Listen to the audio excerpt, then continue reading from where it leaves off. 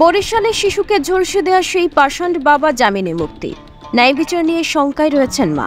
বিস্তারিত দেখুন বরিশাল ব্যুরোর প্রতিবেদনে। সারা দেশে বিভিন্ন বিটে সাংবাদিক নিয়োগ দিচ্ছে অগ্রযাত্রা। নির্ভীক বস্তুনিষ্ঠ সাংবাদিকতার প্রত্যয়ে যোগ দিন আপনিও। যোগাযোগ করুন 013-09-32-3281 এই নম্বরে।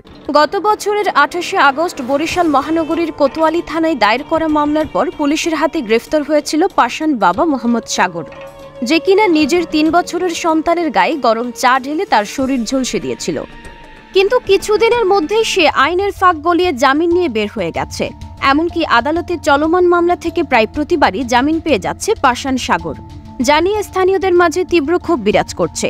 এই ব্যাপারে ভুক্তভোগী শিশুটির মা শারমিন আক্তার জানিয়েছেন, আমার সন্তানকে যে এমন নৃশংস নির্যাতন করলো তারা কি এত সহজে পার পেয়ে যাবে? আমি থানায় মামলা করেছিলাম, পুলিশ গ্রেফতারও করেছিল, কিন্তু সে এখন মুক্ত। তাহলে ন্যায় বিচার কোথায়? স্থানীয়রা এবং মানবাধিকার কর্মীরা এই ঘটনায় পুলিশের দায়িত্বশীল ভূমিকা নিয়ে প্রশ্ন তুলেছেন। তারা বলছেন, শিশু নির্যাতনের মতো অপরাধের পরও যদি আসামি সহজেই জামিন পেয়ে যায়, তাহলে সাধারণ মানুষ আর কিভাবে ন্যায় বিচারের আশা করবে? শারমিন আক্তার আশঙ্কা প্রকাশ করে বলেছেন, সে জামিনে বের হয়ে গেছে, এখন আমি এবং আমার সন্তান আবারও হুমকির মুখে। আমি চাই তার জামিন বাতিল হোক এবং সে দৃষ্টান্তমূলক শাস্তি পাক।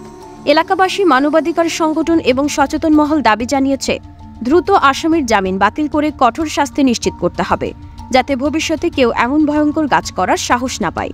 প্রশ্ন উঠেছে, এই নিষ্পাপ শিশু কি ন্যায় বিচার পাবে, নাকি আইনের ফাঁক গলিয়ে অপরাধীরা বারবার মুক্ত হয়ে যাবে?